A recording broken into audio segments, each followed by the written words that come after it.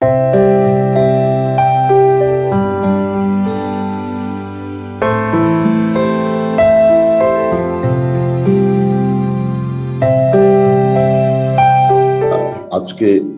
জানার চেষ্টা করব উপনিষদ পিরিয়ডে কিভাবে ধর্মটা বিকাশ ঘটেছে সেই সম্পর্কে আমরা অবশ্যই ধারণা দেব। উপনিষদ বোঝার জন্য তোমাদের একটু অন্য ডিসিপ্লিন এবং হিস্ট্রি ডিসিপ্লিন সম্পর্কে একটু ধারণা থাকা দরকার। যে অ্যারাউন্ড 700-800 BC-তে তোমরা জানো যে ভারতে জনপদগুলো কিংশিপের আন্ডারে ছিল। তোমরা বলে থাকো ষোড়শ মহাজনপদ। ষোড়শ মহাজনপদে জাস্ট প্রি স্টেজে একটি থিওলজিক্যাল ডেভেলপমেন্টই হচ্ছে উপনিষদ। এখানে রাজনীতি, অর্থনীতি ইত্যাদি অনেক পরিবর্তিত হয়েছে ব্রাহ্মণ পিরিয়ড বা বৈদিক পিরিয়ড থেকে। এখন রাজনৈতিক চর্চা, রাজনৈতিক ইনস্টিটিউশন অনেক বেশি সবল এবং সচল হয়েছিল। সে কারণে আমরা দেখি যে ধর্মের আঙ্গিকেও এটা প্রভাবিত করেছে, ধর্মকেও এটা নাড়া দিয়েছে। তবে উপনিষদকে বুঝতে হবে একটা ব্লিঙ্কিং স্টেজ হিসাবে। অর্থাৎ ব্লিঙ্কিং স্টেজ বলছি যে না এটা বৈদিক কনসেপ্টকে ধারণ করে, না পরবর্তী পৌরাণিক বা নাস্তিক যে রিলিজিয়ান গুলো আছে যেমন বৌদ্ধ ধর্ম বা জৈন ধর্ম সেটাকে ধারণ করে। অর্থাৎ পরবর্তী ধর্মের একটা প্রারম্ভিক ধারণা, খুব ক্লিয়ার নয় কিন্তু প্রারম্ভিক ধারণা দিয়েছে এই উপনিষদ। এটি হচ্ছে এই পিরিয়ডের কনসেপ্টের মূল বিষয়। আমি ইন ডিটেল আলোচনার মধ্যে নিয়ে আসছি। উপনিষদ বলতে আমরা কি বুঝি? উপনিষদ অর্থাৎ to sit down near someone or before someone। আমরা দেখি যে এই সময় ভারতে, বিশেষ করে উত্তর ভারতে অসংখ্য পুরোহিত, প্রিস্ট ক্লাস ডেভেলপ করেছিল এবং তাদের প্রত্যেকেরই শিষ্য ছিল এবং তারা কোনো খোলা জায়গায় বসে শিষ্যদেরকে জ্ঞান দিতে হবে এবং এটাই ছিল প্র্যাকটিস। ফলে শিষ্য একটি আসনে, উঁচু আসনে বসে তার সামনে শিষ্যদেরকে তার যে মেধা, তার যে নলেজ সেটা শেয়ার করছিল। সামাজিক বাস্তবতা এবং তোমরা জানো যে ব্রাহ্মণ পিরিয়ড যে কনসেপ্ট গুলো দিয়েছিল, প্রতিটি আসপেক্টে যজ্ঞ করতে হবে এবং যজ্ঞ ছাড়া মানুষের মুক্তি নেই। জন্ম বারবার আসবে যদি সে প্রপার যজ্ঞটা না করে। এবং যে 5টি কথা বলেছিল যে সে ঋণী বর্গের কাছে, ঋষির কাছে, এটা গত ক্লাসে আমি তোমাদেরকে বলেছি। ফলে যে বোঝা, সামাজিক জীবনে যে বোঝা নেমে এসেছিল তার একটা পরিত্রাণ করাই হচ্ছে এই পিরিয়ডে প্রিস্টদের, পুরোহিতদের মূল লক্ষ্য বা উদ্দেশ্য। এবং সেই বিষয়েই তারা নতুন কনসেপ্ট, নতুন ধারণা তারা দেওয়ার চেষ্টা করেছে। এখন এই সময় প্রিস্টরা বলছে যে ব্রাহ্মণদের, প্রিস্টদের, পুরোহিতদের যে দেবতাদের উপরে তাদের যে নিয়ন্ত্রণ ক্ষমতা, মন্ত্র পাঠ এবং শুদ্ধ উচ্চারণের মাধ্যমে যে নিয়ন্ত্রণ ক্ষমতা, সেই যে দাবি তারা করছে এটা আদৌ যৌক্তিক কিনা এক। দ্বিতীয় বিষয় হচ্ছে আসলে সেটা তারা করার ক্ষমতা রাখে কিনা। আরেকটি বিষয় হচ্ছে এরকম যজ্ঞ বা ওয়ার্শিপ করার মধ্য দিয়ে আসলে মানুষের মুক্তি মিলে কিনা। এই কথাগুলি তারা পুরোহিতরা তার শিষ্যদের মধ্যে ব্যক্ত করতেন, ব্যাখ্যা করতেন, বিশ্লেষণ করতেন এবং অনুপ্রাণিত করতেন। আমরা দেখি যে এই সময় ব্রাহ্মণরা যে হাইয়েস্ট রেসপেক্ট পাচ্ছে এবং তারাই মানে অত্যন্ত পাওয়ারফুল এবং হচ্ছে যে ঐশ্বরিক ক্ষমতা তাদের আছে এবং সমাজে তাদের রেসপেক্ট মানে শ্রদ্ধা আছে, এই বিষয়টা নিয়ে আপত্তি করছে কারা? ক্ষত্রিয়, অর্থাৎ এখন রাজন্যবর্গ আছে, রাজা আছে, তার সেনাবাহিনী সৈন্য সামন্ত আছে। ফলে তারাও বলছে যে মানে তারাও ইকুয়ালি রেসপেক্টেড হবে এবং সামাজিক যে অনুষ্ঠানগুলো আছে ব্রাহ্মণদের মতো তারাও সমান সম্মান যেন পায়, এই দাবিটি তাদের মধ্যে এসছে। সিন্স দে আর পাওয়ারফুল, তাদেরকে আসলে রেজিস্ট করা যাচ্ছে না, রেজিস্ট করতে পারে না। ফলে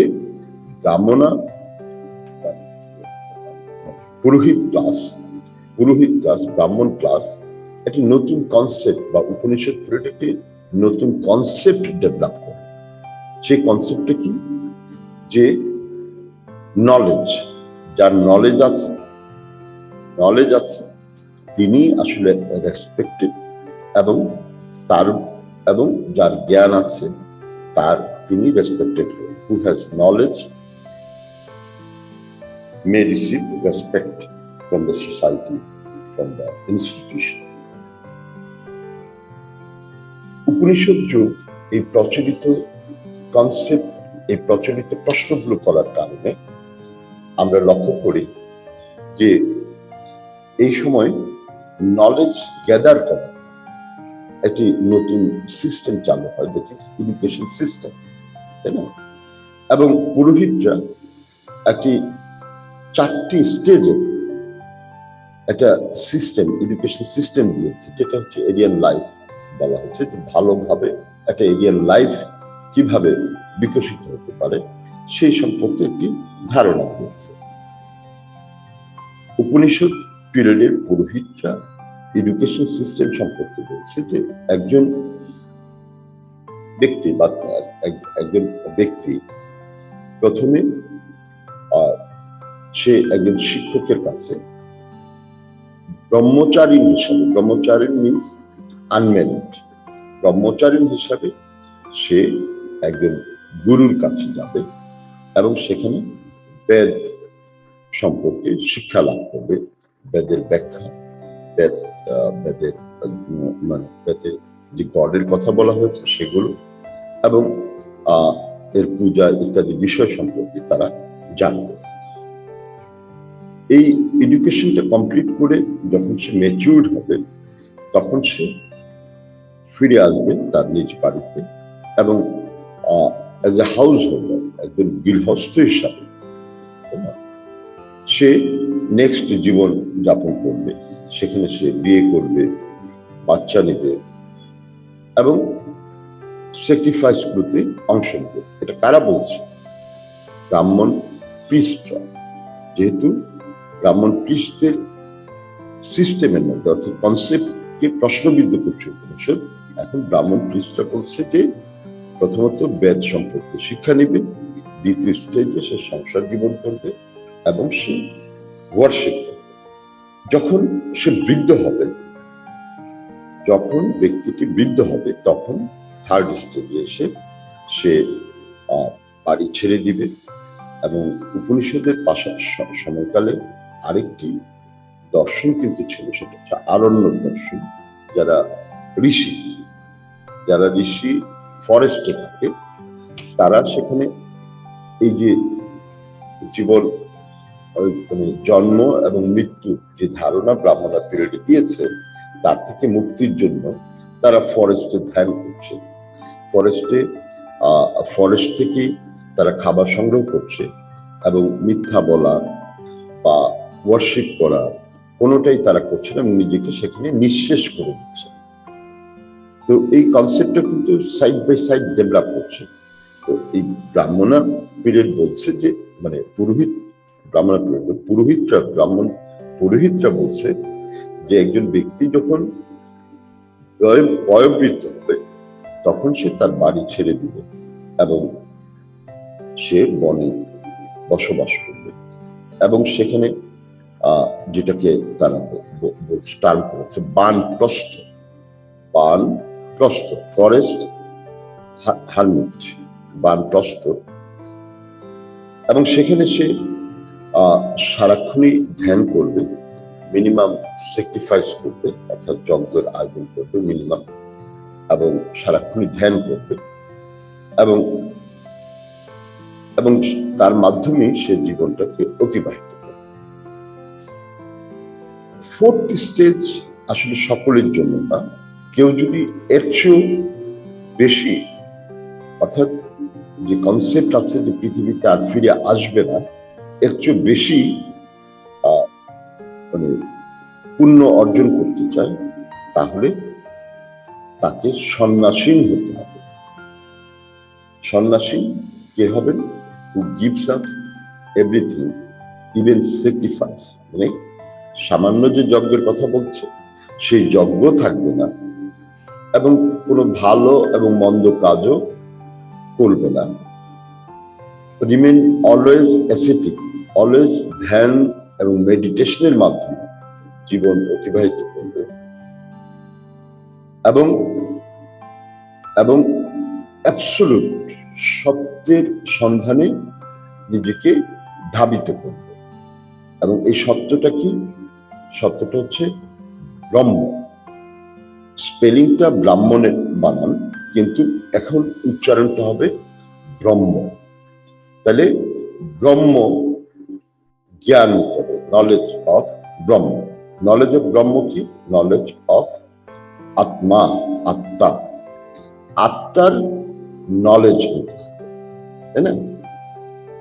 এবং এই আত্মা সম্পর্কে বলছে যে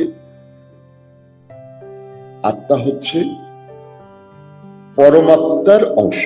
একজন ব্যক্তির মধ্যে যে আত্মা আছে, সেই আত্মাটা হচ্ছে পরমাত্মার অংশ এবং এই পরমাত্মার অংশ হিসেবে সে সবসময় চাবে মানুষের দেহ থেকে বেরিয়ে যত দ্রুত সম্ভব পরমাত্মায় মিলে যাবে, জীবাত্মা পরমাত্মায় মিলে যাবে। এটাই হচ্ছে মূল কনসেপ্ট।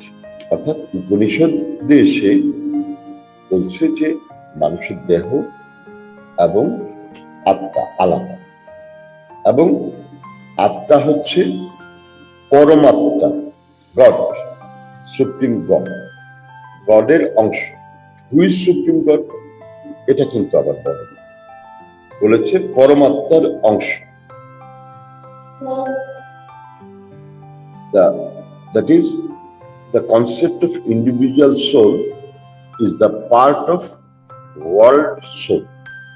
বিশ্ব আত্মার অংশ হচ্ছে ইন্ডিভিজুয়াল, ব্যক্তির আত্মা। এবং ঋগ্বেদে আত্মা সম্পর্কে বলছে, আত্মা বলতে বুঝেছে জাস্ট ব্রেথ। ব্রিথ হচ্ছে মানে নিঃশ্বাস প্রশ্বাস হচ্ছে আত্মা। ব্রাহ্মণা পিরিয়ডে এটা হচ্ছে সেলফ অর সোল, অর্থাৎ আত্মা কি বুঝিয়েছে। উপনিষদে বলছে যে আত্মা হচ্ছে ব্রহ্ম, আত্মা হচ্ছে ব্রহ্ম, নলেজ অফ আত্মা। উপনিষদ আত্মাকে প্রাণ থেকে আলাদা করেছে, প্রাণ হচ্ছে ভাইটাল এয়ার অফ ইন্ডিভিজুয়াল,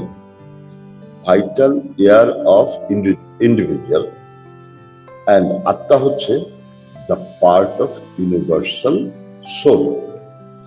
আবার বলছি, প্রাণ হচ্ছে ভাইটাল এয়ার অফ ইন্ডিভিজুয়াল আর আত্মা হচ্ছে the part of universal soul. ফলে এই যে অথর্ববেদ বা ব্রাহ্মণ লিটারেচার যেমন বলেছে যে প্রজাপতি প্রজাপতি তিনি সবকিছু সৃষ্টি করেছেন ইনক্লুডিং ইন্ডিভিজুয়াল, এই ধারণা কিন্তু পরিবর্তিত হয়েছে। এই ধারণা হচ্ছে ব্রহ্ম, দ্যাট ইজ আত্মা, পরমাত্মার অংশ, তাই না? ফলে এখানে প্রজাপতি ক্রিয়েট করেনি, আত্মা নিজেই পরমাত্মার ওয়ার্ল্ড সোলের একটি অংশ। এবং বলছে যে উপনিষদ পিরিয়ড বলছে যে আত্মার মুক্তির জন্য প্রেয়ার্স অর ডিভোশন এগুলো এবং গুড লাইফ মেনটেন করে আত্মার মুক্তি হয় না, আত্মার মুক্তি হয় নলেজ গ্যাদারের মাধ্যমে। ফলে ব্রহ্ম নলেজ হচ্ছে most important in Upanishad period. আর ব্রহ্ম কি উপনিষদে পরমাত্মা বলা হয়েছে। তাহলে the unity of Brahma, that means cosmic principle, মানে অর্থাৎ পরমাত্মা, and atma the physical principle or individual প্রিন্সিপালের মানে মিলনটাই হচ্ছে মূল দর্শন, মূল চিন্তা, মূল দর্শন এবং মূল থিওলজিক্যাল পার্সপেক্টিভ উপনিষদ পিরিয়ড। এবং উপনিষদে বলছে যে তত্ত্বম অসি, অর্থাৎ জীবাত্মাই পরমাত্মা। তত্ত্বম অসি, জীবাত্মাই পরমাত্মা। ডিউসেন, যিনি উপনিষদ ফিলোসফি নিয়ে কাজ করেছেন, তিনি এক্সপ্লেন করেছেন ব্রহ্ম বলেছে পরমাত্মা, মানে বিশ্ব আত্মা, মানে world soul. Brahma the power in all existing, মানে the Brahma, the power which present itself to us as materialized in all existing things. মানে ব্রহ্মটা এই জাগতিক পৃথিবীর সবকিছুর মধ্যে বিরাজমান, এবং এই ব্রহ্মই সবকিছু ক্রিয়েট করে, সাস্টেন অর্থাৎ টেকসই হয়, প্রিজার্ভ রক্ষা পায়, অ্যান্ড এর মাধ্যমেই this eternal infinite and divine power, এই ব্রহ্ম, তাই না, আইডেন্টিক্যাল উইথ ইন্ডিভিজুয়াল আত্মা। অর্থাৎ ব্রহ্ম দ্য পরমাত্মার মধ্যেই সবকিছু আছে, এবং এই ডিভাইন পাওয়ারটাই হচ্ছে স্বর্গীয়, এই পাওয়ার শক্তিটাই হচ্ছে ইন্ডিভিজুয়াল আত্মার মধ্যে আছে। আর আত্মার এই জাগতিক চারিপাশের এই জাগতিক জ্ঞান অর্জন করে জাগতিক সকল বন্ধন থেকে মুক্ত করার মধ্য দিয়ে হচ্ছে একজন মানুষের মুক্তি মিলবে। ওয়ার্শিপ, মানে ওয়ার্শিপিং গড, এবং যজ্ঞের আয়োজনের মাধ্যমে, স্যাক্রিফাইসের মাধ্যমে মুক্তি হয় না। উপনিষদ বলছে অবটেন দ্য নলেজ অফ ব্রহ্ম, এবং ব্রহ্ম হচ্ছে জাগতিক, মানে বিশ্বজাগতিক, দ্যাট ইজ ওয়ার্ল্ড সোল, আর ব্যক্তির আত্মা হচ্ছে ইন্ডিভিজুয়াল সোল। এই নলেজটার মাধ্যমে তুমি মুক্তি পাবে। ফলে এই নলেজের উপরে গুরুত্ব দিয়েছে উপনিষদ। কি নলেজ? ব্রহ্ম নলেজ। এবং একে বোঝানোর জন্য হোল উপনিষদে অসংখ্য উপমা, তার উপরে উপমা, মেটাফোর অন মেটাফোর, একটা উপমা দিয়েছে বোঝানোর জন্য, সেই উপমাকে বোঝানোর জন্য আরেকটি উপমা উপস্থাপন করেছে এবং বোঝানোর চেষ্টা করেছে ব্রহ্ম হচ্ছে সবকিছু এবং ব্রহ্ম নলেজটাই হচ্ছে মুক্তির একমাত্র গড এবং all world, all gods, all being এগুলো সবই আত্মা থেকে উৎপত্তি, কেননা আত্মা হচ্ছে পরমাত্মারই অংশ, ফলে আত্মা থেকে উৎপত্তি। এই নলেজটুকু ইউ শুড গেট। এবং এর মাধ্যমে আত্মাকে বোঝানোর মাধ্যমে উপনিষদ বলেছেন the material world is an illusion. এই জাগতিক পৃথিবী হচ্ছে একটি মায়া, and produced by Brahma, not Brahman, produced by Brahma is by a conjurer, অর্থাৎ মায়া এবং মাইন মিলেই এই জাগতিক পৃথিবী তৈরি হয়েছে। দ্য নলেজ অফ আত্মা, আর আত্মা হচ্ছে পরমাত্মার অংশ, আত্মা হচ্ছে পরমাত্মার অংশ। এই কনসেপ্টটি হচ্ছে উপনিষদের বেসিক কনসেপ্ট। এছাড়া আমরা পরবর্তী ক্লাসে দেখব যে উপনিষদ ইভেন আত্মা এবং প্রাণকে আলাদা করেছে। আত্মা একটি এবং প্রাণ আলাদা আরেকটি। ফলে আত্মা এবং প্রাণ, আমি একটু আগেই বলেছি যে প্রাণ হচ্ছে ভাইটাল এয়ার অফ ইন্ডিভিজুয়াল, একজন ইন্ডিভিজুয়ালের নিঃশ্বাস প্রশ্বাস, ভাইটাল এয়ার হচ্ছে প্রাণ, আর আত্মা is the part of universal soul. ফলে উপনিষদ এই দুটোকে আলাদা করেছে। আমরা পরবর্তী ক্লাসে এই বিষয় সম্পর্কে জানব।